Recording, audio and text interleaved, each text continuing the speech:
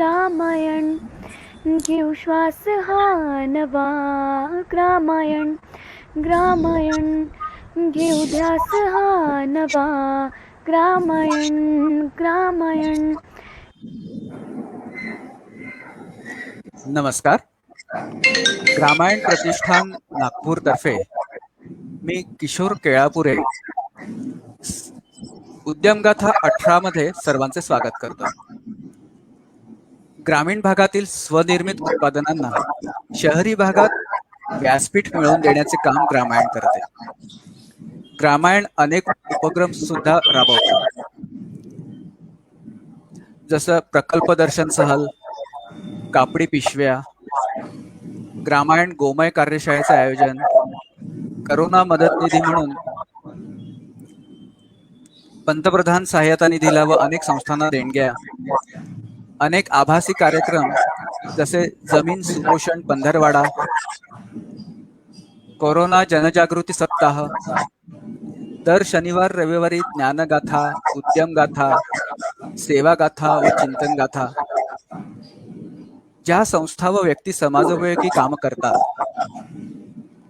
ज्या व्यक्तींचे मोठ्या पदावर नियुक्ती झाली आहे वा कोणी राज्यस्तरीय व राष्ट्रीय स्पर्धांमध्ये बक्षीस मिळवतं, अशा सर्वांची ग्रामायण दखल घेऊन त्यांचं अभिनंदन करतं. आजच्या उद्यम गाथेच्या 18व्या भागात माननीय श्री लोणकर यांचे शब्दसुमनांनी मी स्वागत करतो. नागपूरच्या 5 स्टार क्षेत्रामध्ये असणाऱ्या डुरालाइव्ह इंडियामध्ये नितीनजी लोणकर हे मॅनेजिंग पार्टनर आहेत. नितीनजींनी SAP प्रोडक्शन मॉड्यूलचे ट्रेनिंग घेतलेले आहे. संगणकीय क्षेत्राशी निगडीत अनेक सॉफ्टवेअरचे त्यांना सखोल ज्ञान आहे. नितीनजींचे कौशल्य आणि अनुभव यांच्या आधारे भारत सरकारच्या उद्योग मंत्रालयाने त्यांची टोटल क्वालिटी मॅनेजमेंट म्हणजे TQMच्या कार्यशाळेसाठी निवड केली होती. ही कार्यशाळा जपानच्या एशियन प्रोडक्टिव्हिटी ऑर्गनायझेशन आणि मलेशियाच्या नॅशनल प्रोडक्टिव्हिटी काउन्सिलने 5 ऑगस्ट ते 20 ऑगस्ट 2020 मध्ये क्वालालंपूर येथे आयोजित केले होते. 2016 ते 18च्या काळात बुटीबुरी मॅन्युफॅक्चरर्स असोसिएशनचे नितीनजी अध्यक्ष होते. त्यांच्या अप्रतिम कार्यशैली आणि प्रयत्न यांच्या आधारे त्यांची 2018 ते 2020 साठी पुन्हा निवड झाली होती. असे बहुगुणी व्यक्तिमत्व नितीनजी लोणकरांचे पुन्हा एकदा स्वागत करून आजचा कार्यक्रम आपण सुरू करूया. नमस्कार नितीनजी. नमस्कार. नमस्कार सगळ्या श्रोत्यांना, ग्रामायणच्या श्रोत्यांना माझा मनापासून नमस्कार. नमस्कार नितीनजी. नमस्कार. आपण या मुलाखतीच्या कार्यक्रमाला सुरुवात करू. सर्वप्रथम मी आपले ग्रामायणच्या या उद्यम गाथेमध्ये स्वागत करतो. प्रश्नोत्तर सुरू करण्याच्या पूर्वी आपण आपली कंपनी, त्याचं जे उत्पादन आहे आणि त्याचं उपयुक्तता कुठल्या क्षेत्रात ते वापरल्या जाते याबद्दल आमच्या श्रोत्यांना अगदी सोप्या भाषेत जर आपण माहिती द्याल तर. जरूर जरूर. उद्यमशीलता माझा प्रवास 2000 साली सुरू झाला. तत्पूर्वी मी MIDC हिंगणा इथे एका कंपनीमध्ये कार्यरत होतो आणि कालांतराने असं जाणवलं की आपण सुद्धा आपला स्वतःचा उद्योग सुरू करावा आणि आपल्यामध्ये जे काही आपण शिकलेलो आहे, ज्या कंपनीमध्ये आपण कार्यरत आहोत त्या कंपनीमध्ये आपण जे काही शिकलेलं आहोत त्याचा आपण स्वतःसाठी आणि पर्यायाने एम्प्लॉयमेंट जनरेशन साठी उपयोग करावा. आणि तो एक विचार मनात घेऊन मी आणि माझे brother in law Shri Deepak Deshmukh साहेब हे आम्ही दोघांनी ठरवलं की आम्ही स्वतःचा उद्योग सुरू करावा. आणि त्या अनुषंगाने मग बुटीबोरी MIDC त्यावेळेस थोडं नवीन एरिया होता, तो नवीन इंडस्ट्रियल एरिया होता. तिथे सहसा कोणी नवीन उद्योजक किंवा लघु उद्योजक प्रामुख्याने तिथे जायला हिंमत करत नव्हते. पण आम्ही हिंमत केली, तिथे भूखंड संपादन केला MIDC तर्फे आणि तिथे उद्योग लावण्याचा आम्ही निर्णय घेतला. जमिनीचे आवंटन त्या मानाने सोपी होते, कारण त्यावेळेस ऑनलाईन असं कुठलंही अर्ज द्यायची पद्धत नव्हती किंवा प्रोसिजर नव्हती. ऑफलाईन आम्ही अर्ज केला MIDCच्या ऑफिसमध्ये, आणि सिंगल विंडो स्कीम त्यावेळेस कार्यरत होती, आणि आमची अप्लिकेशन होती ती लगेच एका महिन्यात ती अप्रूव्ह झाली, आणि आम्हाला प्लॉटचे चॉईसेस दिले गेले, आणि त्याप्रमाणे आम्ही प्लॉट चूज केला 5 स्टार झोन मध्ये. आणि MIDC ला पैसे घेऊन प्लॉटचा ताबा घेतला. तोपर्यंत असं वाटत होतं की फार सोपी आहे उद्योग लावणं, म्हणजे आता MIDC अप्लिकेशन केली, प्लॉट मिळाला, पैसे भरले, आता आपल्याला काय बिल्डिंग उभारायची आहे, इलेक्ट्रिसिटी मिळून जाईल आणि लगेच आपला उद्योग सुरू होईल. सगळ्यात पहिलं मग फायनान्सचा होता. काही आमच्या जवळ दोघांजवळ स्वतःचे काही आमचे कॅपिटल होतं, आणि बँकेकडे आम्ही अप्रोच केला, प्रोजेक्ट रिपोर्ट सादर केला. प्रोजेक्ट रिपोर्ट सादर केल्यानंतर बँकेने तो स्टडी केला, त्यांच्या झोनल ऑफिसला पाठवला. 1 महिना झाला, 2 महिने झाले, 3 महिने झाले, आम्ही वाट पाहिली. बाकी इतर बँकेनाही आम्ही अप्रोच झालो होतो, पण मुख्य एक बँक होती जी आमची थोडीशी जिव्हाळ्याची बँक होती, तर पण त्यांनी मग त्यांचं झोनल ऑफिस मधून आम्हाला बोलवण्यात आलं, आणि सगळ्यात मोठा त्यांनी क्वेश्चन मार्क असा केला की म्हणे तुम्ही मराठी मंडळी आहात, तुम्ही उद्योग लावूच शकत नाही, तुम्ही उद्योग चालूच करू शकत नाही, आणि चालू केला तरी तुम्ही तो पुढे निरंतर चालू राहील याची काहीही शाश्वती नाही म्हणे. त्यामुळे आम्हाला तुमच्या प्रोजेक्ट बद्दल काहीही अडचण नाही, तुमचा प्रोडक्ट फार चांगला आहे, तुमचे जे काही तुम्ही प्रोजेक्ट रिपोर्ट दिला आहे तो फार चांगला आहे, पण तुम्ही लोणकर आहात आणि देशमुख आहात, त्यामुळे थोडंसं आम्हाला त्याच्याबद्दल काही इनिबिशन्स आहेत.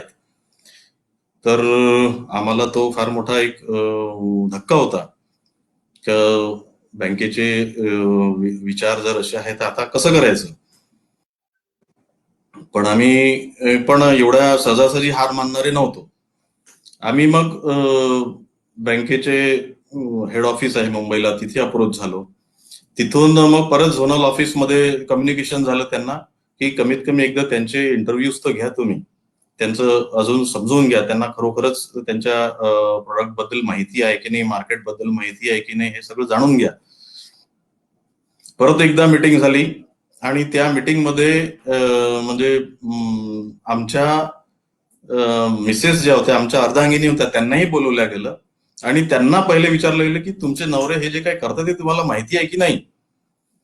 बरेचदा तर फॉर्च्युनेटली आम्ही सगळी वेळोवेळी माहिती घरी देत होतो, आम्ही काय करणार आहे हे घरी डिस्कस करत होतो. त्यामुळे आमच्या दोघांच्याही पत्नीने त्यांना समजावून सांगितलं की नाही, आम्हाला संपूर्ण माहिती आहे, हे दोघं काय करतात आहे, काय करणार आहे, आणि त्यामुळे आम्हाला आणि आमच्यावर विश्वास आहे. तर त्यावेळेस झोनल मॅनेजर नाईक साहेब म्हणून होते, त्यांना तो ती मीटिंग जी होती, त्या मीटिंग मध्ये त्यांना कदाचित आमच्यापेक्षा आमच्या पत्नींवर जास्त विश्वास वाटला, आणि त्यावेळेस त्यांनी आमचा प्रोजेक्ट सँक्शन केला. आणि आम्हाला फार आनंद झाला त्यावेळेस की 4, 5, 6 महिन्यापासून जो प्रोजेक्ट रखडला होता, जो आमचं इकडे भूसंपादन झालं होतं, पण पुढे काही होऊ शकत नव्हतं, आणि तिकडे MIDCचं आम्हाला 3 वर्षाच्या आतमध्ये उद्योग सुरू करायचा हे त्यावेळेस MIDCचं धोरण होतं. तर ते प्रोजेक्ट आमचा सँक्शन झाला, लोन अमाऊंट डिस्बर्स झाली, आणि मग आम्ही कन्स्ट्रक्शनला सुरुवात केली. कन्स्ट्रक्शनला सुरुवात केल्यानंतर जसं जसं बिल्डिंगचं कार्य वाढत राहिलं, मग आम्ही MSCB मध्ये आम्ही अप्लिकेशन केली पॉवरसाठी. तर आम्हाला जो प्लॉट जो आम्ही सिलेक्ट केला होता की जो 5 स्टार झोन होता, त्यावेळेस तिथे पॉवर लाईनच नव्हत्या, म्हणजे तिथपर्यंत वीज पोचायची होती, आणि आम्हाला त्यावेळेस असं वाटलं होतं की आता नवीन नवीन इथे उद्योग सुरू होतात, तर कदाचित तोपर्यंत आपलं सुरू होईपर्यंत येऊन जाईल. पण MSCBने सांगितलं की तिथपर्यंत अजून 2-3च अप्लिकेशन्स आहेत, आणि तेवढं लोड नसल्यामुळे आम्ही तिथे काही अजून तुम्हाला पॉवर देण्यात असमर्थ आहोत. तुम्हाला रिक्वायर्ड पाहिजे 100 HP, 150-150 HP ची, ती आम्ही सध्या काही तुम्हाला देऊ शकत नाही. तर तो अजून दुसरा हे होता, झटका होता, कारण इकडे बँकेचं मीटर सुरू झालं होतं, डिस्बर्समेंट झालं होतं, प्रोडक्शन लवकर सुरू करायला पाहिजे आणि त्यासाठी जर वीज मिळाली नाही तर खूप मोठा सेटबॅक तो होणार होता. पण त्यालाही आमचे 4-5 महिने त्याच्यात गेले फॉलोअपसाठी. MSEB, MIDC, वेगळ्या वेगळ्या गव्हर्नमेंट एजन्सीज, DIC इथे होतं, डिस्ट्रिक्ट इंडस्ट्रीज सेंटर, तिथे कोरडे साहेब म्हणून त्यावेळी डेव्हलपमेंट कमिशनर विदर्भाचे नेमल्या गेले होते, एक पोस्ट क्रिएट केल्या गेली होती आणि कोरडे साहेब जे IAS ऑफिसर होते त्यांना तिथे नेमणूक करण्यात आली होती. त्यांना आम्ही आमचं जो इश्यू होता तो समजून सांगितला. मग त्यांनी एक मीटिंग घेऊन MSEBच्या लोकांना सांगून, MIDCच्या लोकांना सांगून तिथे एक ट्रान्सफॉर्मर बसवण्याची व्यवस्था केली आणि आमच्या चांगल्या नशिबाने म्हणा तिथे ट्रान्सफॉर्मर लागला. 100 HP का हो ना तो, आणि तिथून आम्हाला 2 महिन्यात वीज मिळाली. तर लँडचे अलॉटमेंट ते ऍक्च्युअल प्रोडक्शन इथपर्यंत आम्हाला जवळपास 1.5 वर्ष लागलं. त्याच्यानंतर प्रॉडक्ट आमचं, जे आता मी प्रॉडक्ट बद्दल सांगतो, प्रॉडक्ट आम्ही वेअर रेजिस्टंट प्लेट्स बनवतो. वेअर रेजिस्टंट प्लेट्स म्हणजे आपल्या लोखंडाच्या प्लेट्स ज्या असतात MS माइल स्टीलच्या, त्याच्यावर आपण एक हार्ड लेअर, हार्ड कोटिंगचं डिपॉझिट करतो. त्या डिपॉझिटला क्रोमियम कार्बाईड म्हणतात किंवा टंगस्टन कार्बाईडचं डिपॉझिट करू शकतो किंवा सिलिकॉन कार्बाईडचं डिपॉझिट करू शकतो. आणि ते डिपॉझिट करायचं उद्देश हा असतो की जिथे जिथे वेअर अँड टेअर होतं मटेरियलचं, उदाहरणार्थ आपण थर्मल स्टेशन्स जर बघितले कोल बेस्ड, तर खाणीमधून जेव्हा कोळसा येतो तो मोठ्या मोठ्या साईज मध्ये असतो, 1 मीटर, 1.5 मीटर, 500 mm या साईज मध्ये असतो. आणि जेव्हा ऍक्च्युअल बॉयलरमध्ये त्याच्या आधी जेव्हा त्याचं फायरिंग केलं जातं तेव्हा ते एकदम भुकटी असते, पावडर असते. तर एवढ्या मोठ्या कोळशाच्या साईज मधून त्याला भुकटी करायची म्हणजे त्याचं primary crushing, secondary crushing, tertiary crushing हे सगळ्या प्रोसेस होत असतात. आणि कोळसा एका जागेवरून दुसऱ्या जागेवरून बरेच ट्रान्सपोर्ट होत असतो. तिथे कोल हँडलिंग प्लांट एक महत्वाचा टप्पा आहे थर्मल पॉवर स्टेशन मध्ये, कोल हँडलिंग प्लांट. तर त्या कोल हँडलिंग प्लांटमध्ये हे सगळे कोळशाची प्रक्रिया होत असते, बारीक म्हणजे त्याचं पल्वरायझेशन करायची आणि ट्रान्सपोर्ट करायची बॉयलर मेंटेनन्सला. तर हा कोळसा, इंडियन कोळसा जो आहे, हा भारतीय कोळसा, हा थोडासा अब्रेसिव्ह आहे. हा जेव्हा एका पॉइंट पासून दुसऱ्या पॉइंटवर जेव्हा त्याची ट्रान्सफर करतात आणि तो जेव्हा मेटलवरून घसरत जातो तर तो पॅरेंट मेटलची पण झीज करत जातो. म्हणजे तो लोखंडावरून जर जात असेल, त्याला ट्रान्सपोर्ट करत असेल, जे हॉपर्स असतात, शूट्स असतात, तर त्या शूट्सना पण तो घासत घासत जातो आणि कालांतराने त्याची थिकनेस जी असते ती कमी होते. आणि कमी झाल्यानंतर एक पॉइंट असा येतो की तिथे पूर्णच त्याचा झीज झालेली असते आणि तिथून मोठं त्याला छिद्र पडतं त्या हॉपरला आणि तिथून कोळशाची गळती सुरू होते. म्हणजे आपण इथून जर 5 टन कोळसा टाकला तर ऍक्च्युअल एंड पॉइंटला 2.5 टनच कोळसा पोहोचतो. मध्ये तो लिकेजेस जे असतात वेगळ्या वेगळ्या पॉइंटवर, तिथे त्या लिकेजेसमुळे तो वेस्टेजेस होतात. आणि हे सगळे कंटिन्युअस प्रोसेस प्लांट असतात. पॉवर स्टेशन झाले किंवा सिमेंट प्लांट झाले किंवा स्टील प्लांट झाले, तर एक प्रोसेस थांबली तर पुढची प्रोसेस थांबते आणि त्याच्या मागची पण प्रोसेस थांबते. त्याच्यामुळे प्रोसेस मधली कुठलीही प्रोसेस थांबणं हे ते त्यांच्यासाठी इकॉनॉमिकली व्हायबल नसतं, कारण संपूर्ण प्लांट त्यावेळेस बंद असतो. तर या लोखंडाच्या प्लेटच्या ऐवजी जर आमची ड्युराला इंडियाची प्लेट वापरली तर ती प्लेट, जी लोखंडाची प्लेट 1 महिना चालत असेल तर आमची प्लेट जवळपास 8 ते 9 महिने चालते. त्याच थिकनेसची, त्याच ऑपरेटिंग कंडिशन्स मध्ये आपल्याला 9 महिन्याचा एकदम पिरियड मिळतो. आणि हा 9 महिन्यामध्ये त्यांचा मग तो शटडाऊन, जो प्रत्येक महिन्याला त्यांना जो शटडाऊन घ्यावा लागतो, जे मटेरियल बदलावं लागतं, जी लेबर कॉस्ट असते, जी मटेरियल कॉस्ट असते, प्लस प्रोडक्शन लॉस, हे सगळे त्यांचं एकदम 1 महिन्यावरनं 9 महिन्यावर जातं किंवा 10 महिन्यावर जातं. आणि आम्ही आता तर अशा प्लेट्स डेव्हलप केलेल्या आहेत की ज्या 3-3, 4-4 वर्षापर्यंत लाईफ देतात. तर 4 वर्षापर्यंत एकदा जर का आमची प्लेट्स त्यांनी रिप्लेस लावल्या तर 4 वर्षापर्यंत त्यांना तिकडे पाहायची पण मेंटेनन्स करायची गरज पडत नाही. तर ही एक वेअर रेजिस्टंट प्लेट्स, ही एक आमचं प्रोडक्ट आहे. आणि दुसरा आमचा जो सेक्टर आहे तो आहे reclamation and reconditioning of worn out components. उदाहरणार्थ सिमेंट प्लांटमध्ये किंवा स्टील प्लांट्स क्रशिंग केलं जातं, लाईमस्टोनचं सिमेंट प्लांटमध्ये किंवा स्टील प्लांटमध्ये कोळशाचं असतं, डोलोमाइट्सचं असतं, वेरियस फेरोलाइट्सचं असतं. तर तिथे जी क्रशिंग टेक्नॉलॉजी वापरली जाते ती मोस्टली रोल बेस्ड असते. मोठे हेवी रोल्स असतात 20 टनाचे 25 टनाचे. त्याच्या खाली कोळशाचं किंवा लाईमस्टोन टाकला जातो आणि तो रोल त्याच्यावरून फिरतात आणि त्या फिरून मग त्याची पावडर तयार होते. पण हे करत असताना ते रोल पण वेअर आउट होतात. म्हणजे तो 25 टनचा रोल असेल तर तो 1 वर्षांनी 1.5 वर्षांनी तो 24 टनावर येतो, 23.5 टनावर येतो. आणि एकदा का त्याची झीज झाली तर जो पार्टिकल साईज पाहिजे आपल्याला फायरिंगसाठी किंवा सिमेंटमध्ये जे मिक्सिंग करायचं आहे त्याच्यासाठी तो पार्टिकल साईज मिळत नाही आणि रिजेक्शन्स वाढायला लागतात. मग तो 23 टनाचा रोल फेकून द्यायचा का? तो केवढा मोठा नॅचरल रिसोर्सेसचा केवढा मोठा वेस्टेज होईल. नॅशनल लॉस आहे तो ऍक्च्युअल 23 टनाचा रोल फेकून देणं म्हणजे. मग आम्ही त्याच्यावर काय करतो की आम्ही त्याच्यावर परत 2 टनचं मटेरियल, हार्ड मटेरियल डिपॉझिट करतो आणि हे सगळे प्रोसेस फुली ऑटोमॅटिक असतात. मायक्रोप्रोसेसर बेस्ड मशीन्स आहेत, सीएनसी बेस्ड मशीन्स आहेत, त्याच्यावर हे सगळं डिपॉझिट परत होतं. तो रोल आम्ही आमच्याकडे आणतो, फॅक्टरीमध्ये आणतो किंवा तिथे जाऊन पण आम्ही करतो आणि तो रोल परत रियूज. आणि हे आम्ही असं 3 ते 4 वेळा त्या रोलला परत डिपॉझिट करून रियुजेबल करतो आणि त्यामुळे एक प्रकारे आम्ही नॅशनल रिसोर्सेस आणि एन्व्हायरमेंटचं सेव्हिंग करतो. कारण हे जे रोल्स कुठून मेटल पासून बनतात आणि मेटल कुठून येतात तर हे आपण उत्खनन जे करतो, जे मायनिंग करतो त्यापासूनच हे सगळे तयार होतो. तर त्या प्रकारे आम्ही एन्व्हायरमेंटचं प्रोडक्शन सुद्धा या फील्डद्वारे, या सेक्टरद्वारे आम्ही करतो. तर हे 2 प्रामुख्याने आमचे 2 मॅन्युफॅक्चरिंगचे सेक्टर्स आहेत. धन्यवाद सर. आता पुढचा प्रश्न विचारण्यापूर्वी मी सर्वप्रथम आपल्या पत्नीचे अभिनंदन करू इच्छितो, ज्यांनी आपल्याला सपोर्ट केल्यामुळे.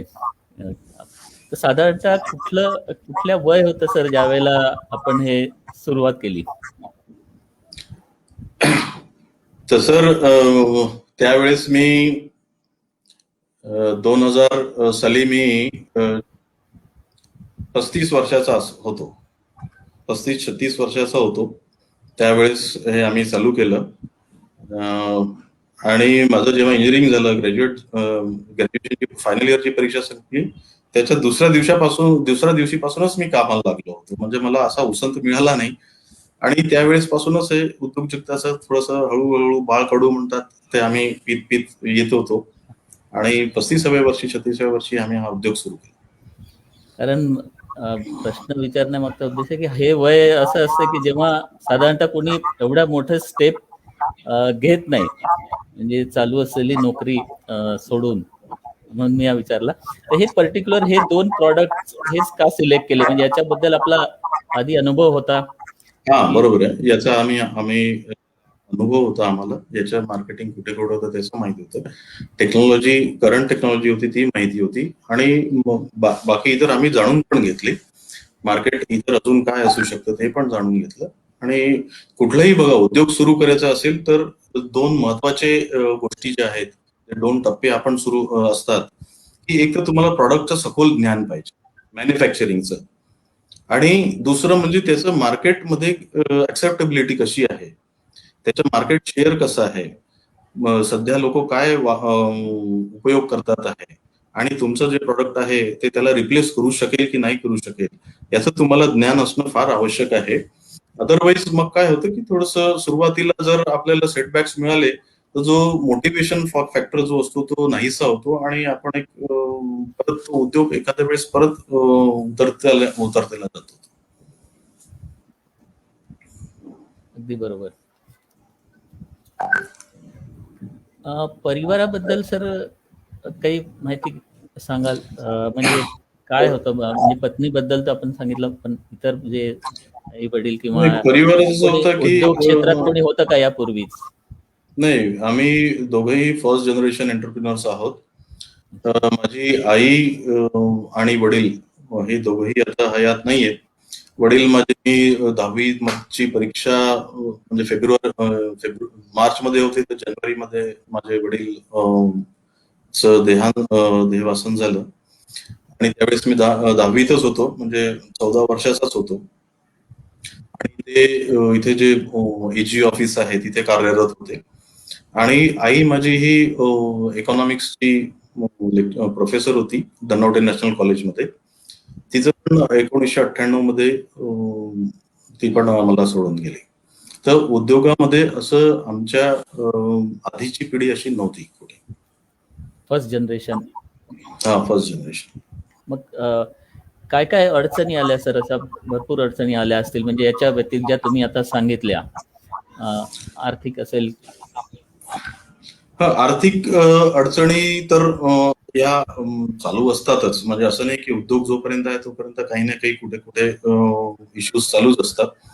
पण सुरुवातीचा जो काळ असतो, जसं आमच्या जवळ आमचं स्वतःचं कॅपिटल होतं, पण ते कॅपिटलच्या भरोश्यावर आम्ही उद्योग नव्हतो सुरू करत. आम्हाला बँकेचं अर्थसहाय्य लागणारच होतं. पण ते अर्थसहाय्य मिळायला आम्हाला भरपूर आम्हाला प्रयत्न करावे लागले. त्याच्यात अडचणी आल्यात. बँकेचा विश्वास नव्हता. जसं मी सांगितलं की बँकेचा मराठी उद्योजकांवर विश्वास नव्हता की हे खरोखरच चालू करतील आणि चालू केलं तर हे पुढे टिकवू शकतील का. तर असे बरेच अडचणी होत्या. पॉवरचा प्रॉब्लेम, इलेक्ट्रिसिटीचा प्रॉब्लेम आला होता. आणि हे सगळं सुरू झाल्यानंतर मग जो लेबरचे इश्यूज असतात, कारण आमचं हे प्रॉडक्ट जे होतं हे थोडंसं त्यावेळेस एकदम ऑफ द शेल्फ प्रॉडक्ट किंवा जे ऍक्सेप्टेबिलिटी ज्याची खूप असते तसं प्रॉडक्ट नव्हतं. तर कस्टमर्सना समजून सांगायचं. एक्झिस्टिंग 2-3 आमचे त्यावेळेस कॉम्पिटिटर्स होते कस्टमर्स, त्यांना रिप्लेस करायचं मार्केटमध्ये किंवा आपला प्रॉडक्ट त्यांच्या प्रॉडक्ट सोबत स्टँड होईल अशा क्वालिटीचं प्रॉडक्ट तयार करायचं. हे एक चॅलेंज होते. आणि त्यांना रिप्लेस करायचं म्हणजे हा एक खूप मोठा चॅलेंज, कारण ते मल्टीनॅशनल कंपनीज होत्या त्या. तर तो एक खूप मोठा आम्हाला एक आव्हान होतं. पण आमच्या अनुभवाच्या भरोश्यावर आम्ही ते आव्हान स्वीकारलं आणि आमच्या प्रॉडक्टला आम्ही हळूहळू मार्केटमध्ये त्याचं ऍक्सेप्टेबिलिटी वाढली. आणि आज अशी म्हणजे गोष्ट आणि मला अभिमान आहे की ड्युराऑलाय म्हटल्यानंतर लोक डोळे झाकून प्रॉडक्ट घेतात आणि कुठल्याच प्रकारचं एवढ्या वर्षात आमच्या प्रॉडक्टचं कुठेच फेल्युअर झालं नाहीये. तर उद्योग आणि आव्हान हे समांतर आहे. रोजच्या दिवसाला कुठलं ना कुठलं आव्हान असतं. सकाळी उठल्यानंतर असं हे नसतं की आज मला निवांत आहे म्हणून, असं नसतंच. कुठले ना कुठलं आव्हान रोजच्या रोज आव्हानं असतात. पण ते आव्हान आपल्या हिमतीने आपण फेस करायचे असतात. आपल्या अनुभवाने ते फेस करायचे असतात आणि त्याच्यावर मात करून पुढे जायचं असतं. हे माझे जे नवीन उद्योजक जे आहेत, जे नवीन बडिंग एंटरप्रिनर्स आहेत, त्यांना एक कळकळीचं सांगणं आहे, आव्हान आहे की तुम्ही कुठल्याही आव्हान असतात त्यांना तुम्ही घाबरू नका किंवा डिमोटिवेट होऊ नका. त्याच्यातून मार्ग निश्चित निघतो. हो, थोडासा वेळ लागतो. एक दिवस लागेल, 2 दिवस लागेल, 1 महिना लागेल, पण त्याच्यामुळे आपण खचून न जाता त्याचा पाठपुरावा सोडून नाही द्यायला पाहिजे.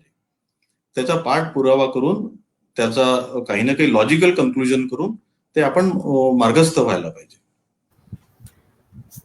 साधारणतः किती कर्मचारी असतील सर सध्या आपल्याकडे? आमच्याकडे आज आमचं स्मॉल स्केल इंडस्ट्रीमध्ये आम्ही मोडतो आणि आजतागत माझ्याकडे जवळपास एक 70 ते 75 एम्प्लॉईज शॉप फ्लोअरवर आणि जे ऍडमिनिस्ट्रेटिव्ह सेटअप आहे तसे मिळून 70 ते 75 एम्प्लॉईज आहेत. आणि आपलं जे उत्पादन आहे, जे प्रॉडक्ट आहे, कुठे कुठे आपण त्याला सप्लाय करतात, म्हणजे कुठल्या कंपन्या? आमचं प्रॉडक्ट हे बेसिक ज्या कोर इंडस्ट्रीज आहेत, थर्मल म्हणजे power generation industries, cement manufacturing, steel manufacturing, mining industry आणि ह्यांच्यासाठी ज्या ओईएम्स असतात, ओरिजिनल इक्विपमेंट मॅन्युफॅक्चरर्स, जे सिमेंट प्लांट्स पूर्ण बनवून देतात किंवा पूर्ण पॉवर प्लांट बनवून देतात किंवा स्टील प्लांट्स बनवून देतात, यांचे जे ओईएम्स असतात त्या ओईएम्सला पण आम्ही सप्लाय करतो. तर हे बेसिक कोर इंडस्ट्रीज जे आहेत, सिमेंट इंडस्ट्रीज, पॉवर जनरेशन आणि स्टील मायनिंग, हे आमचे बेसिक कस्टमर्स आहेत आणि हे पूर्ण भारतभर विखुरलेले आहेत. आपण बुट्टीबोरी इंडस्ट्रीज असोसिएशनचे पण अध्यक्ष होतात. हो. सुरुवातीला आपण बघितलं असेल की ते एक 5 स्टार इंडस्ट्री म्हणून त्याचा फार गाजावाजा झाला होता, एक साधारणतः 20-1 वर्षापूर्वी असेल. बरोबर. तर आपण कुठे पाहता की त्या दृष्टीने ते तशी डेव्हलप झाली का, आणि काय म्हणजे नेमक्या त्याच्या अडचणी आहेत समोर, तुम्ही कसं बघता ते? बुटीबोरीला पहिले सुरुवातीला एक बुटीबोरी इंडस्ट्रियल एरिया, नंतर 5 स्टार इंडस्ट्रियल एरिया असे 2 याच्यात विभागलं गेलं होतं. बुटीबोरी तसं पाहिलं, लोकेशनल ऍडव्हान्टेज पाहिलं तर मला वाटतं याच्यापेक्षा कुठलाही चांगलं लोकेशन उद्योग लागण्यासाठी नाही आहे भारतात. कारण बुटीबोरी किंवा नागपूर आणि हे भारताच्या मध्यस्थानी आहे. आणि त्यावेळेस काय झालं होतं की फॉर्च्युनेटली और अनफॉर्च्युनेटली म्हणा, शासनाचे जे उद्योग मंत्री होते ते या आपल्या विदर्भात नव्हते. एक तर पश्चिम महाराष्ट्रातले होते किंवा उत्तर महाराष्ट्रातले झाले. आणि साहजिक आहे, त्यांना तिकडच्या भागाचा विकास करायचा होता. तर सिन्नर, नाशिक जवळ जे सिन्नर आहे आणि बुटीबोरी हे जवळपास सारख्याच वर्षी सुरू झाले. पण त्यावेळेस जे उद्योग मंत्री होते तिकडचे होते, नाशिक विभागाचे होते, त्यांनी तिकडे जास्त लक्ष दिलं, केंद्रित केलं. तर त्यामुळे बुटीबोरी थोडंसं माघारलं, थोडंसं म्हणल्या बरंच माघारलं. आणि उदासीनता जी होती, जी पॉलिटिकल उदासीनता होती, ती आपल्याकडे त्यावेळेस पण होती. तर त्याच्यामुळे बुटीबोरीला त्यावेळेस थोडासा फटका बसला. जेव्हा डेव्हलपमेंट कारण ती बुटीबोरी ही एशियामधली सगळ्यात मोठी MIDC ही त्याचा असा प्रचार झाला होता. आणि तिकडे बेसिक इन्फ्रास्ट्रक्चर, सोयी सुविधा होत्या, त्या सगळ्या अवेलेबल करण्यात आल्या होत्या. पण जी पॉलिटिकल जो बॅकअप लागतो तो मला वाटतं कुठेतरी आपण तिथे कमी पडलो. आणि त्यामुळे त्या अनुषंगाने आपला जो विकास त्यावेळेस बुटीबोरीचा व्हायला पाहिजे तो झाला नाही. आणि बरेचसे जे इंडस्ट्रीज होत्या त्या मोठ्या industries, basically large scale industries, त्या कुठेतरी स्थलांतरित झाल्या. कुठे पुण्याला चालल्या गेल्या, कुठे नाशिकला चालल्या गेल्या, कुठे अजून दुसऱ्या राज्यात चालल्या गेल्या. पण हळूहळू याचं मला वाटतं भान आपल्या पॉलिटिकल लिडर्सना आलं की नाही, आपण कुठेतरी मागे पडतो आहे. आणि कालांतराने त्यांनी या गोष्टीकडे लक्ष द्यायला सुरुवात केली की आता it is high time that we focus on Butibori. आणि हळूहळू बुटीबोरीचा उद्योग यायला लागले. छोटे स्मॉल आणि मीडियम उद्योग येतच होते, पण एक लार्ज स्केल जो पुशअप लागतो तो काही पुशअप मिळत नव्हता. पण हळूहळू आता इथे सिएट इंडस्ट्रीज आहे, जे टायर बनवतात दुचाकीचे आणि 4 चाकींचे, त्याची इंडस्ट्री इथे लागलेली आहे. इंडोरामाचं एक्सपान्शन इथे परत होत आहे. एक साज फूड्स म्हणून जे ब्रिटानियाचे कॉम्पिटिटर्स आहेत बिस्किट्स आणि फूड प्रोडक्ट्स मध्ये, त्यांची फॅक्टरी लागलेली आहे, जे मेगा प्रोजेक्ट्स आहेत ते. तर आता हळूहळू विकास होतो आहे आणि उद्योग इथे लागतात आहे. आणि आमचा ऍज ए असोसिएशन किंवा ऍज ए असोसिएशनचा प्रेसिडेंट, त्यावेळेस आम्ही उद्योग मंत्र्यांकडे वेळोवेळी याचा पाठपुरावा केला की इथे नवीन उद्योग आलाच पाहिजे. त्यावेळेस केंद्र शासनामध्ये पण सुद्धा जे हेवी इंडस्ट्रीज मिनिस्टर होते, गीते साहेब होते, त्यांच्याकडे आम्ही वेळोवेळी जायचो. आमचे जे खासदार होते आहेत, सध्याचे पण खासदार आहेत ते कृपाल तुमाने साहेब, ते आमच्यासोबत नेहमी यायचे. आणि आम्ही सर्वपरी प्रयत्न करायचो की इथे चांगल्या प्रकारचे उद्योग इथे आले पाहिजे, जेणेकरून इथे एम्प्लॉयमेंट जनरेशन पण होईल आणि त्याच्यासोबतच एम्प्लॉयमेंट जनरेशन सोबत त्याच्यावर अँसिलरी इंडस्ट्रीज सुद्धा डेव्हलप होईल. लेबर प्रॉब्लेम हा देखील एक तिथं समस्या आहे का? आपला काय अनुभव आहे? म्हणजे असं म्हणतात की आपल्या इथं थोडं लेबरचा विदर्भात प्रॉब्लेम असतो. मला वाटतं हा थोडासा एक काय झालंय की याचं खूप जास्त एक स्ट्रेच झालाय हा इश्यू.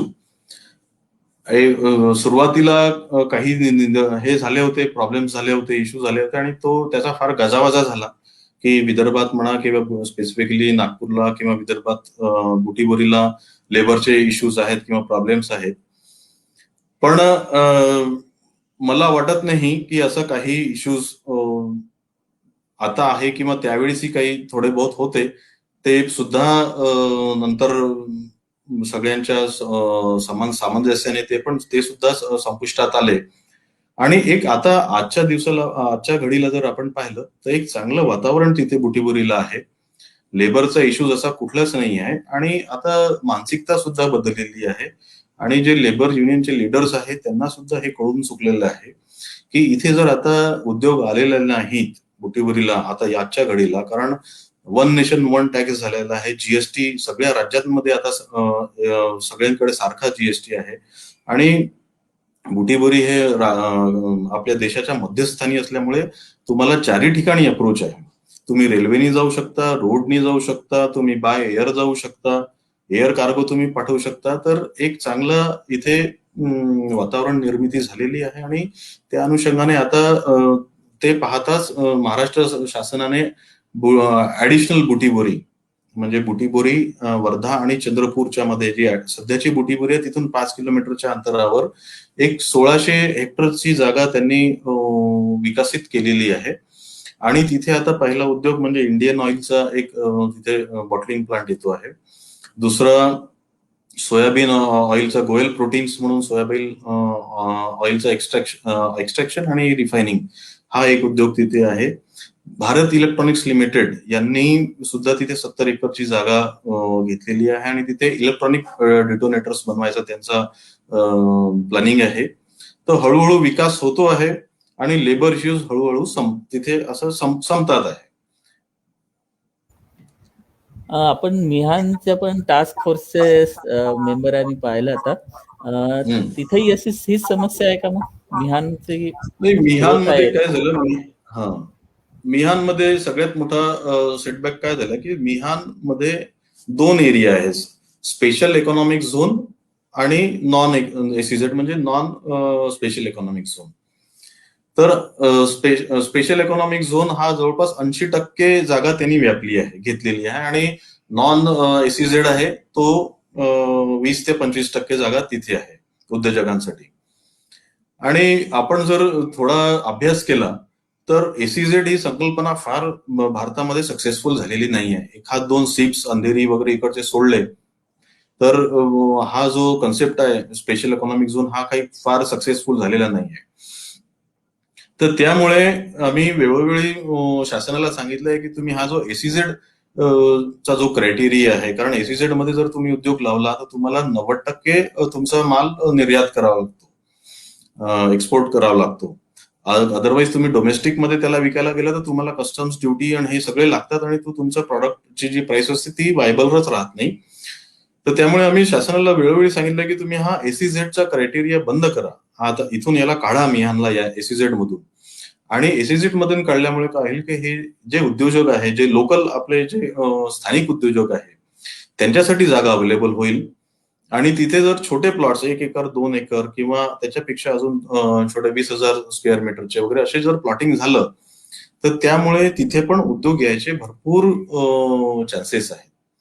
आणि मागच्या वेळेस आता नवीन श्री दीपक कपूर साहेब मॅनेजिंग डायरेक्टर जे मिहानचे आहेत, VCMD आहेत, त्यांच्यासोबत पण आमची मीटिंग झाली. तर त्यांना मी हेच ठासवण्याचा किंवा समजवण्याचा हा प्रयत्न केला आणि त्यांना हे कळलं की नाही याच्यामुळे कदाचित इथे मिहानची ग्रोथ होत नाहीये, कारण एसीझेड मध्ये फार असे उद्योग अजून तिथे आलेले नाहीये. IT इंडस्ट्रीजशी रिलेटेड 4-5 उद्योग तिथे आहे, महिंद्रा टेक किंवा TCS किंवा इन्फोसिस वगैरे. एक टाटा एव्हिएशन लिमिटेड म्हणून आहे आणि हे 5-6 उद्योग सोडले तर बाकी इथे फार जास्त असे उद्योग आलेले नाहीये. जर नॉन एसीझेड मध्ये तो कन्वर्ट झाला तर निश्चित मिहानची प्रगती कोणीही रोखू शकणार नाही.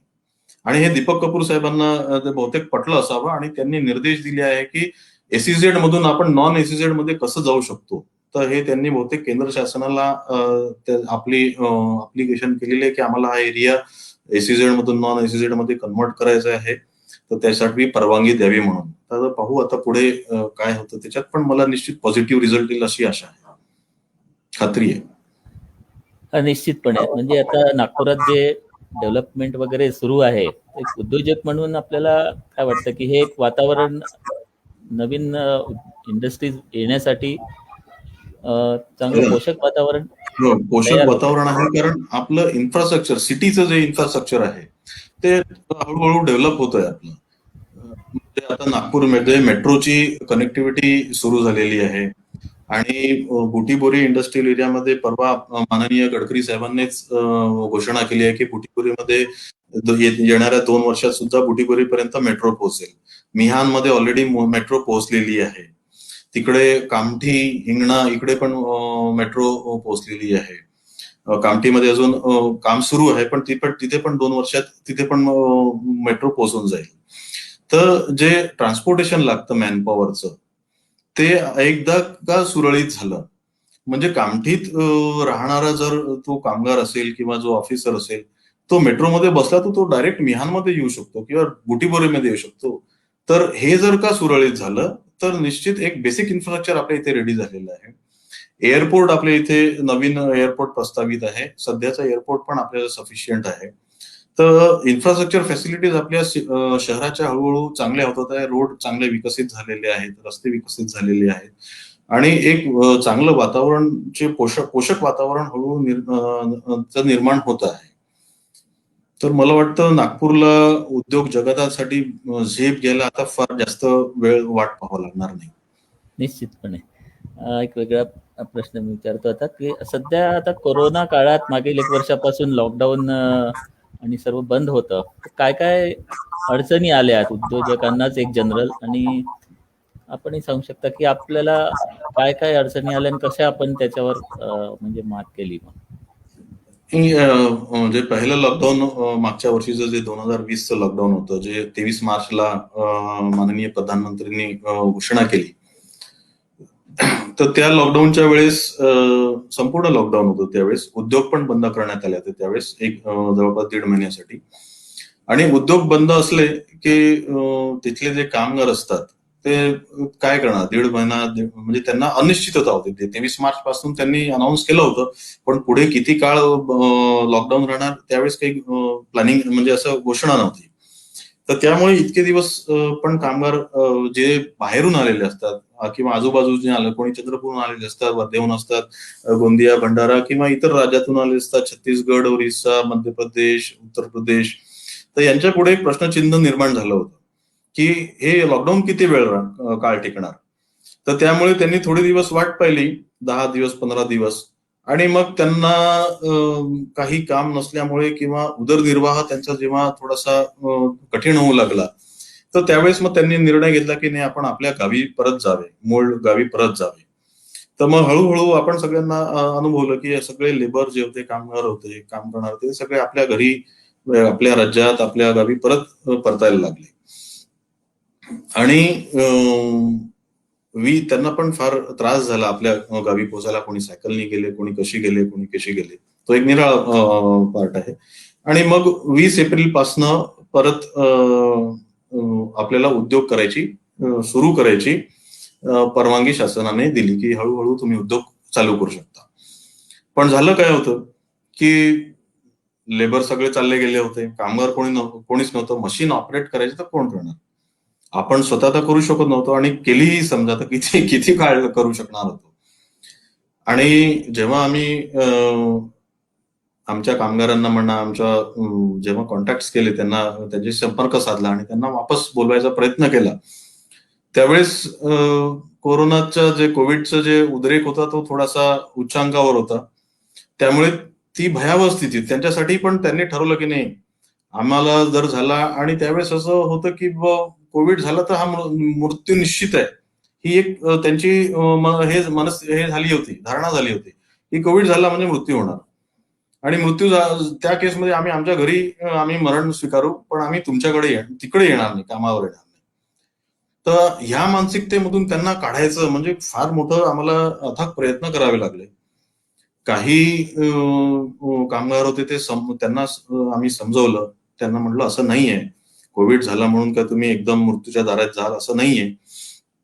त्याची शासनातर्फे सगळं तुम्हाला औषध उपचार सगळे अवेलेबल आहेत आणि होईलच. म्हणजे तुम्ही नागपूरला परत आलात किंवा उद्योग परत होईल, तुम्हाला होईल याची काही अशी थोडी आहे की तुम्ही आला पण तुम्हाला कोविड होईलच म्हणून.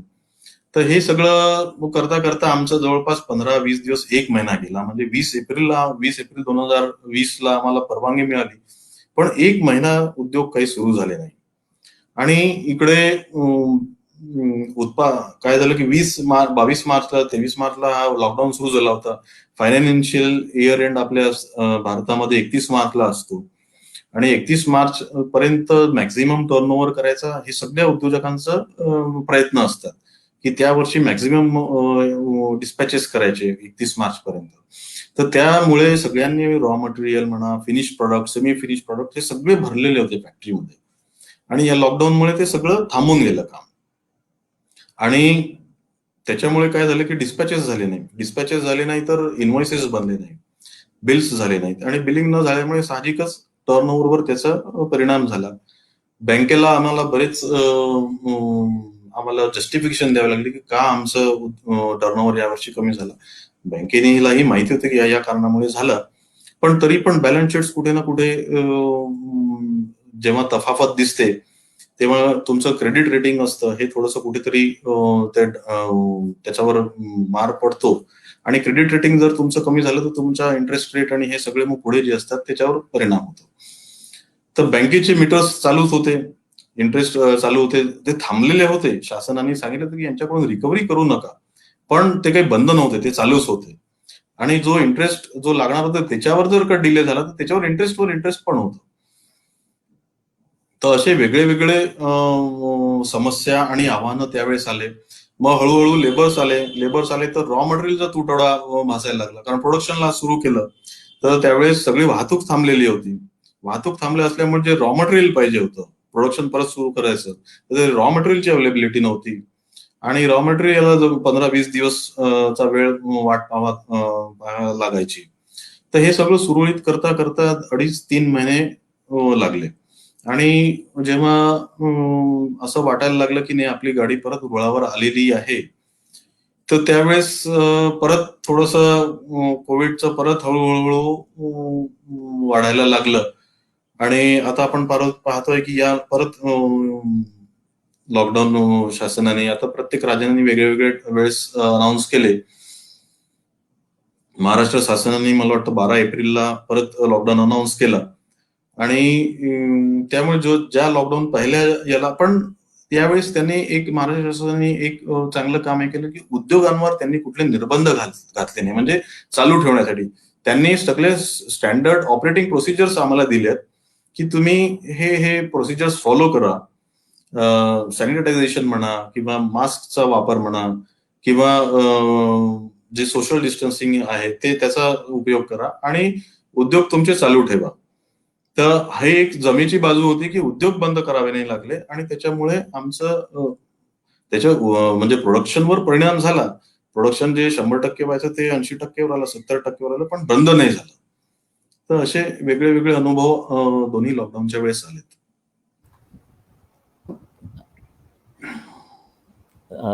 फार चांगल्या प्रकारे आपण सांगितलं आणि अडचणींवर मात करून समोर कसं जायचं प्रेरणादायक.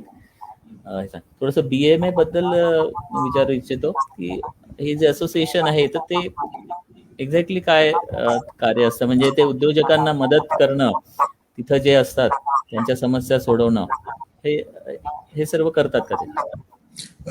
प्रायमरी उद्देश किंवा प्राथमिक त्याचा उद्देश जो असतो तो हाच असतो की त्या उद्योग विभागाचे किंवा त्या उद्योग एरियाचे, इंडस्ट्रियल एरियाचे मध्ये जे उद्योग आहेत त्यांना जे उद्योजकांना जे प्रश्न वेळोवेळी त्यांना जे सामना करावा लागतो त्याचं निरासन करणे आणि त्याच्यातून मार्ग काढून कसं त्यांना त्यांचा मार्ग सोयीस्कर करणे याचं हे प्रमुख उद्दिष्ट असतं.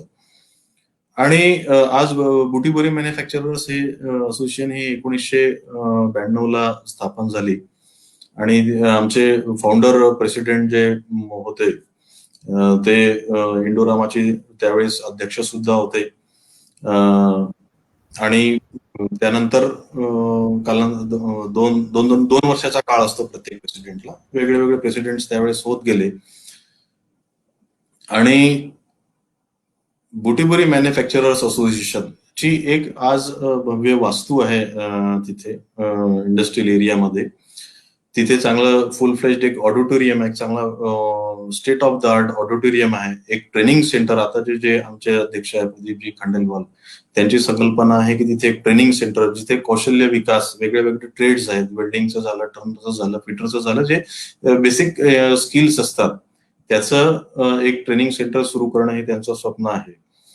तर असोसिएशनचं कार्यच हे असतं की तिथल्या आणि त्याच्या व्यतिरिक्त की तिथे उद्योग अजून कसे येतील, बाहेरून उद्योग तिथे आल्यानंतर तिथे त्यांना मदत करणं, त्यांना कुठले सरकारी वेगळ्या वेगळ्या एजन्सीज असतात, MIDC असतं, MPCB असतं, MACB आहे, इंडस्ट्रीयल सेफ्टी आहे, तर यांच्या मध्ये कसं आपण समन्वय कसा करायचा त्यांच्यासोबत, आणि त्यांचा वेगळे वेगळे लायसन्सेस असतात. आज उद्योग चालू करायचा म्हणजे जवळपास 32 लायसन्सेस लागतात आपल्याला वेगळ्या वेगळ्या डिपार्टमेंटचे. तर ते 32 लायसन्सेस त्यांना मिळवून द्यायच्यामध्ये आपण असोसिएशन कुठे इंटरव्हीन करायची, जेणेकरून त्यांचा उद्योग सुरू होईल. आणि एकदा सुरू झाला तर मग त्यांना जर काही उद्योग चालू असताना काही जर वेगळे वेगळे प्रश्न आले तर त्याचं सुद्धा निरासन करणं हे प्राथमिक जबाबदारी असते असोसिएशनची. आजच्या घडीला आमचे बुटीबोरी MIDC मध्ये जवळपास 750 ते 800 उद्योग आहेत, लघु म्हणजे स्मॉल, मीडियम आणि लार्ज स्केल इंडस्ट्रीज मिळून. आणि जवळपास BMA चे 450 ते 500 मेंबर्स आहेत सध्या.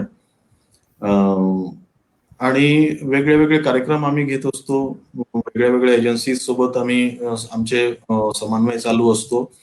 आणि जे काही इश्यूज येतात ते त्याचं कसं कन्क्लुजन होईल, लॉजिकल कन्क्लुजन कसं होईल, आणि एक विन विन सिच्युएशन कशी तयार होईल, जिथे उद्योजकाचाही फायदा होईल आणि सरकारी ज्या विभाग असतात त्यांचंही कार्य पूर्ण होईल, याचं मुख्य आम्ही लक्ष देत असतो. फारच छान कार्य आहे सर हे BMA तर्फे. आपलं सामाजिक देखील मी वाचत आहे, सामाजिक कार्य देखील आपलं फार चांगलं आहे. आपण लायन्सचं काम करता, त्याबद्दल थोडस आपण सांगा. लायन्स क्लब मध्ये मी 1998 मध्ये जॉईन जुळलो.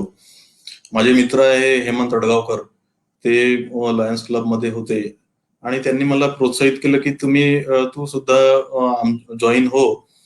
आणि तसं आमच्या परिवारामध्ये सुद्धा माझी आई म्हणा किंवा वडील, कारण मी एक उद्योजकासोबत शेतकरी पण आहे. माझी स्वतःची वडिलोपार्जित जमीन आहे वर्धा जिल्ह्यामध्ये आणि मी आजही हस्तगत शेती सुद्धा करतो.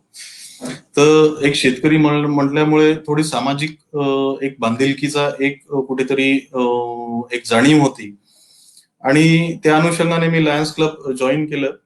आणि नागपुरात असल्यामुळे कुठेतरी आपल्याला एक ऑपॉर्च्युनिटी मिळते आहे.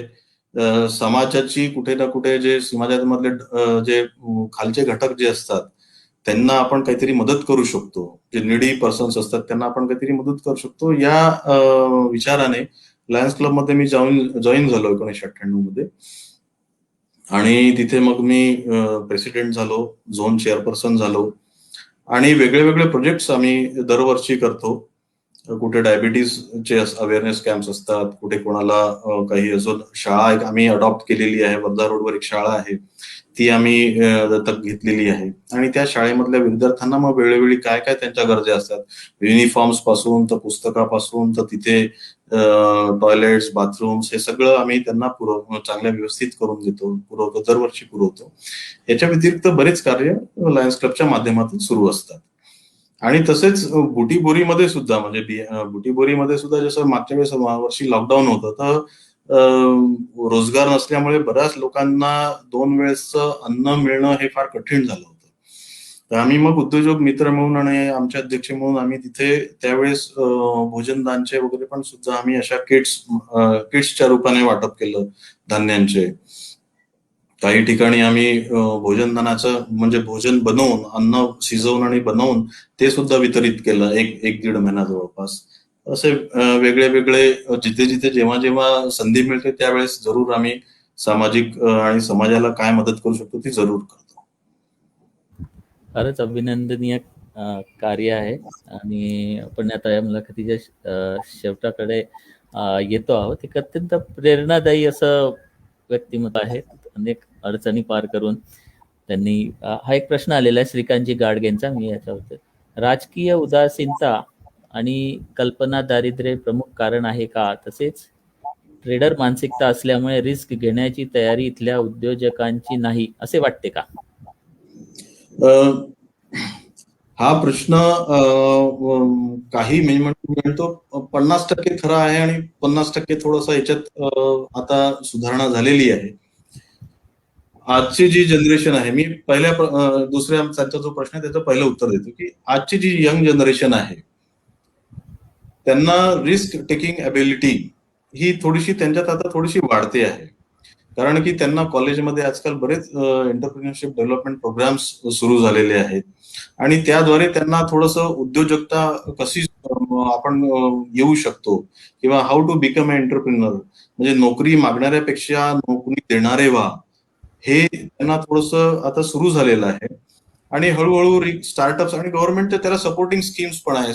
स्टार्टअप इंडिया आहे, स्टँडअप इंडिया आहे, महिलांसाठी वेगळे वेगळे स्कीम्स आहेत. तर अशा केंद्र शासनाच्या आणि राज्य शासनाच्या वेगळ्या वेगळ्या भरपूर प्रोत्साहन योजना आहेत आणि त्याची फक्त थोडीशी खंत अशी आहे की त्याची प्रसार आणि माहिती आपण कुठेतरी मागे पडतो आहे, शासन कुठेतरी मागे पडते आहे. आणि आम्ही असोसिएशनच्या द्वारे हा सुद्धा आता प्रयत्न करतो आहे की कॉलेजेसमध्ये जाऊन वेगळ्या वेगळ्या कुठल्या शासनाचा योजना आहे त्याचा फायदा घेऊन आपण स्टार्टअप आपण चालू करू शकतो. मागासवर्गीयांसाठी स्टँडअप इंडिया स्कीम ही फार उत्तम स्कीम आहे. मुद्रा लोन आहे, मुद्रा स्कीम्स आहेत, अशा वेगळ्या वेगळ्या विविध योजना आहेत. तर या योजनांमुळे आता रिस्क टेकिंग एबिलिटी आहे ही हळूहळू थोडीशी वाढते आहे. पण ज्या प्रमाणात वाढायला पाहिजे ती कुठेतरी कमतरता मला दिसते आहे आणि ती कमतरता, ती गॅप जी आहे ती कशी भरून काढावी यासाठी आम्ही प्रयत्न करतो आहे.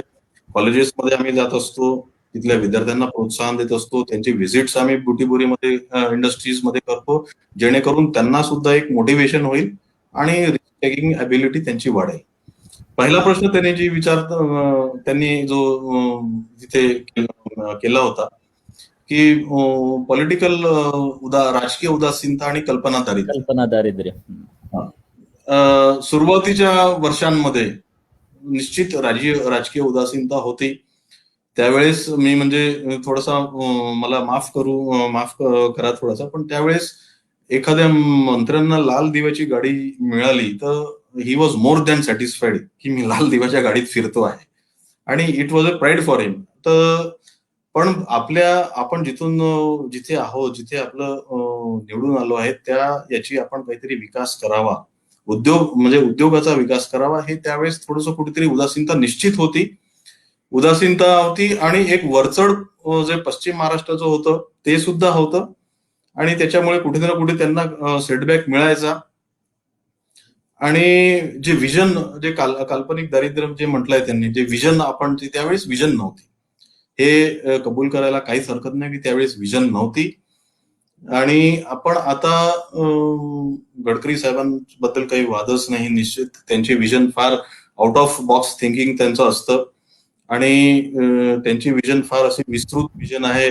नागपूरसाठी नव्हे, पूर्ण विदर्भासाठी त्यांची विजन फार चांगली आहे आणि त्या दृष्टीने ते आता सध्या त्यांच्याकडे एमएसएमई मिनिस्ट्रीचे त्यांच्याकडे कारभार, त्यांच्याकडे हे पण आहे, तो विभाग त्यांच्याकडे आहे आणि त्या विभागातून आता बुटीबोरीला एक टेक्नॉलॉजी सेंटर, 200 कोटीचं टेक्नॉलॉजी सेंटर त्यांनी त्याचा अप्रुव्हल दिलेला आहे. बुटीबोरीमध्ये एक टेक्नॉलॉजी सेंटर येत आहे 200 कोटीचं, जिथे पूर्ण अद्ययावत सेंटर राहील. ते मोस्ट मॉडर्न मशिनरीज तिथे राहतील. त्या मशिनरीज, मी एक जर लघुउद्योजक आहे आणि मला एक 4 कोटीची मशीन घ्यायची तर ती आज मी घेऊ शकत नाही, कारण माझ्याजवळ तेवढं कॅपिटल नाही आहे. पण तिथे जर त्या टेक्नॉलॉजी सेंटरमध्ये ती मशीन अवेलेबल राहील आणि त्या मशीनचा मला जर उपयोग करून घ्यायचा असेल तर मी ते निश्चित तिथे जाऊन माझं काम करून घेऊ शकतो.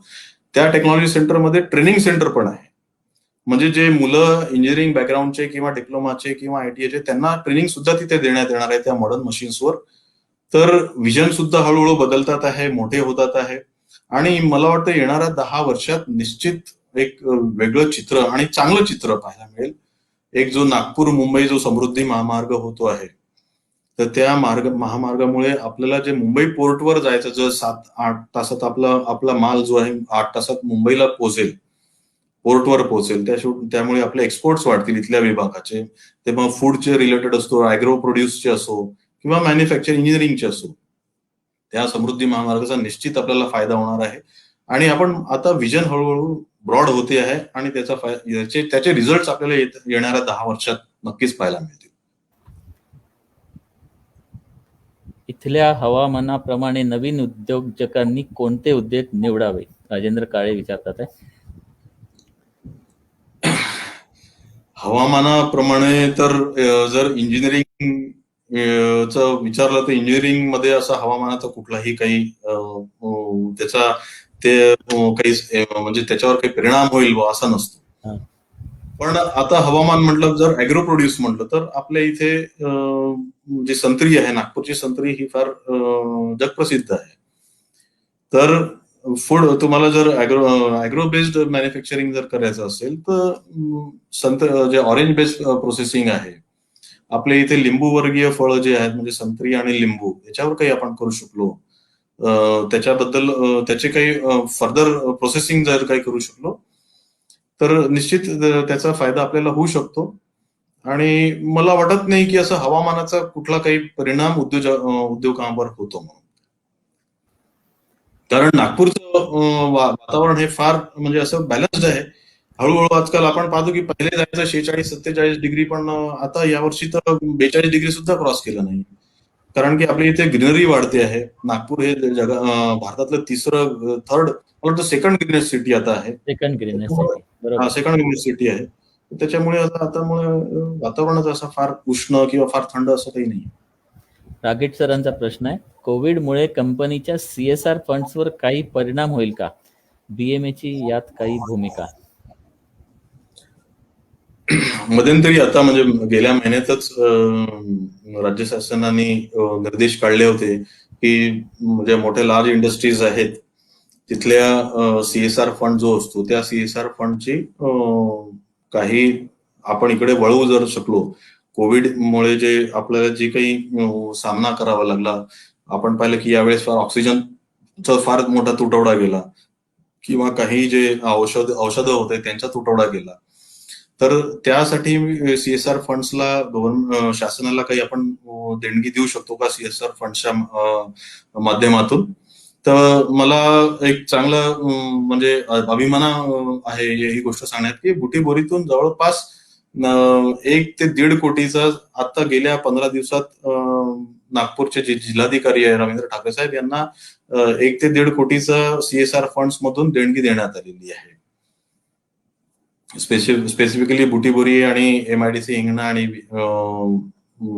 नागपूरच्या औद्योगिक याच्यातनं.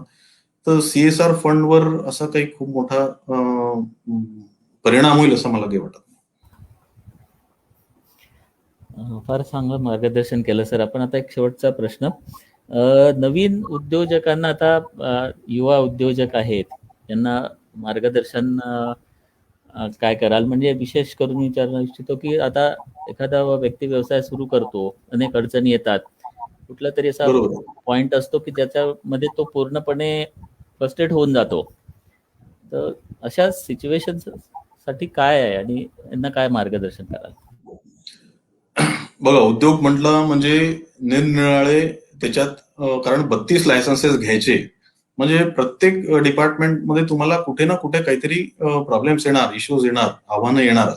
पण सगळ्यात मोठा मी सांगतो की आपण हिंमत हारू नये. हिंमत कुठेही खच्चीकरण आपलं होऊ देऊ नये. आणि एकदा का जर आपण हिंमत केली आणि आपण म्हटलं की नाही मला उद्योग कितीही आव्हान आले तरी मी हा उद्योग सुरू करणार, आव्हानं येतच राहतील आणि आव्हान हे काही संपुष्टात येतच नाही. मी मगाशी म्हटलो की आव्हान हे काही संपुष्टात येणार नाही, आव्हानं हे निरंतर चालतच राहतात. पण हिंमत सगळ्यात मोठे बाब आहे की हिंमत आपली खचू देऊ नये.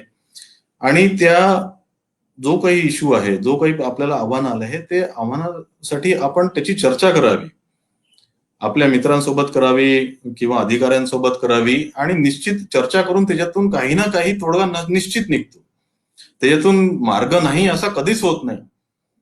म्हणजे नथिंग इज इम्पॉसिबल हे आपण जे म्हणतो, जी इंग्रजीमध्ये म्हण आहे ती खरोखरच आहे, नथिंग इज इम्पॉसिबल. त्याच्यातून कुठला ना कुठला वाया मीडिया निघतोच. पण शेवटी आपली चिकाटी असणं आणि हिंमत असणं हे 2 जर गुण असेल आपल्याजवळ, तर निश्चित आपल्याला त्याचा फायदा होतो आणि आपल्याला जे सक्सेस आहे तो बिलकुल मिळतो. परत एक प्रश्न आलेला आहे हेमंतजी अंबासेलकर. तुम्ही स्वतः शेतकरी आहात, कोणत्या शेतीपूरक उद्योगांमध्ये फायदा वाटतो? शेतीपूरक उद्योग जे आहेत ते म्हणजे ऍग्रो प्रोसेसिंग. तर ऍग्रो प्रोसेसिंगला फार आपल्या इथे म्हणजे ही थोडी खेदाची गोष्ट आहे की ऍग्रो प्रोसेसिंग हे फार मोठ्या ह्याच्यात आपल्या इथे नाही आहे. कारण की फळबागा आपल्या इथे खूप जास्त नाहीये. संत्र हे फळ सोडलं दुसरं कुठलं फळ आपल्या विदर्भात नाही आहे. एक लिंबू आहे, पण लिंबू फार मोठ्या प्रमाणात नाहीये. दुसरं आपल्या इकडे कापूस होतो, कॉटन होतं. तर कॉटन बेस्ड इंडस्ट्री ही जी आहे ही थोडीशी कोऑपरेटिव्ह सेक्टर म्हणा किंवा लार्ज स्केल इंडस्ट्रीमध्ये मोडल्या जाते. स्मॉल स्केलमध्ये किंवा मायक्रोमध्ये कॉटनवर खूप जास्त काही आपण करू शकत नाही. मग राहिलं कोणचं तर दुसरं एक आहे शुगर केन, ऊसचं जे उत्पादन आहे. तर ऊसाचे साखर कारखाने आहे ते सुद्धा कोऑपरेटिव्ह सेक्टरमध्ये आहे आणि त्याच्याही स्थिती आजच्या घडीला काही फार चांगली नाहीये, प्रेरणादायी नाहीये. तर आता जे नवीन जे टेक्नॉलॉजी जी आहे, नवीन टेक्नॉलॉजीमध्ये मग आपले जे शेड नेट जे आहे ते त्याच्यावर आधारित जे भाजीपाला किंवा जे व्हेजिटेबल मार्केट जे आहे, व्हेजिटेबल्स तिथे चांगल्या प्रकारे आपण घेऊ शकतो.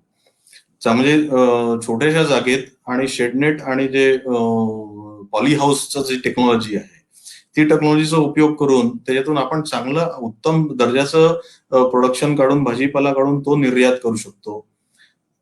दुसरं आपल्या इथे कापूस चांगल्या प्रमाणात होतं, कापूसाचं उत्पादन. ते कापसाचं झाड जे असतं, ते कापसाचं झाड जेव्हा एकदा तो जानेवारी-फेब्रुवारी महिन्यात जेव्हा त्याचं सगळं पूर्ण प्रोडक्शन होऊन जातं, तर जे कापसाचं झाड जेव्हा वाळून जातं, तर त्याच्यापासून आपण ज्या सेकंडरी फ्युएल म्हणजे त्याच्या एक काय म्हणतात त्याला स्टिक्स तयार करतात त्याच्यापासून. त्याचं प्रोसेसिंग करून त्या ॲज ए ऑल्टरनेटिव्ह फ्युएल, कोळशाला ऑल्टरनेटिव्ह फ्युएल छोट्या छोट्या उद्योगामध्ये जिथे कोळसा वापरला जातो त्याच्याचे स्टिक्स आपण त्या वापरू शकतो, जेणेकरून त्या पोल्युशन फ्री पण होतात तो आणि त्या जे वेस्टेज जो असतो कापसाच्या झाडाचा तो सुद्धा त्याला पेलेट्स म्हणतात, वुडन पेलेट्स किंवा व्हाईट कोल त्याला म्हटलं जातो. तर ते व्हाईट कोलचा जर आपण उद्योग लावला तर तो एक उद्योग फार चांगला एक उद्योग आहे सध्या. मी आपल्याला सांगू इच्छितो की 1 ते 15 जूनच्या दरम्यान ग्रामांनी देखील भूमी सुपोषण पंधरवडा असा आयोजित केला होता आणि यामध्ये आम्ही कृषी क्षेत्रातील वेगवेगळ्या तज्ज्ञ मंडळींना ऑनलाईन त्यांचं मार्गदर्शन घडवून आणलं. त्यात वेगवेगळ्या विषयांवर त्यांनी फार छान मार्गदर्शन केलं. डॉक्टर निंबाळकरांपासून वसंत पुटाणी सर असे वेगवेगळे मान्यवर या ठिकाणी गेले. तर फार छान वाटलं आपल्याशी गप्पा मारताना. एक प्रेरणादायी व्यक्तिमत्व आहात आणि नवीन उद्योजकांना देखील निश्चितपणे यातून चांगली प्रेरणा मिळेल अशी मी अपेक्षा करतो. ग्रामायण प्रतिष्ठानतर्फे मी आपले मनपूर्वक आभार व्यक्त करतो. यानंतर किशोरजी यांना विनंती करतो की त्यांनी आभार प्रदर्शन करावं. ग्रामायण प्रतिष्ठानने मला ही जी संधी दिली की वेगळ्या त्यांचे आज जे ग्रामायणमध्ये जे पार्टिसिपंट्स आहे आणि आपल्यासोबत मी संभाषण करू शकलो आणि एकंदरीत या विभागातील BMA बद्दल माहिती किंवा बुटीबोरी बद्दल माहिती जे सांगण्याचा मला एक संधी दिली आणि माझ्या संभाषणातून आणि कोणी उद्योजक प्रेरित होऊन त्यांनी उद्योजक लावला तर मला वाटतं की निश्चित आजचा जे आपलं जे हा जो कार्यक्रम झाला आहे त्याचा कुठे ना कुठे फलश्रुती आपल्याला नक्कीच मिळेल. तर ग्रामायणच्या उद्यम गाथेच्या आभासी कार्यक्रमात आतापर्यंत अनेक महनीय व्यक्तींचे मार्गदर्शन लाभले. स्वतःचे ज्ञान आणि कौशल्य वापरून रोजगार निर्मिती करण्याचे समाजाभिमुख कार्य आपण केलेत. आपल्या देशात एखादा उद्योग सुरू करणं खरोखरच एक मोठं कष्टाचं काम आहे आणि जिद्दीने तुम्ही यश खेचून आणलं. नवउद्योजकांना आपले मार्गदर्शन नेहमीच मिळत राहील अशी अपेक्षा आहे. आपण वेळात वेळ काढून उद्योग जगताशी संबंधित मार्गदर्शन केले याचा तरुण मंडळी नक्कीच फायदा घेतील. ग्रामायण प्रतिष्ठानतर्फे आपले मनापासून आभार मानतो आणि हा कार्यक्रम इथे संपल्याचं मी जाहीर करतो. नमस्कार. नमस्कार. नमस्कार.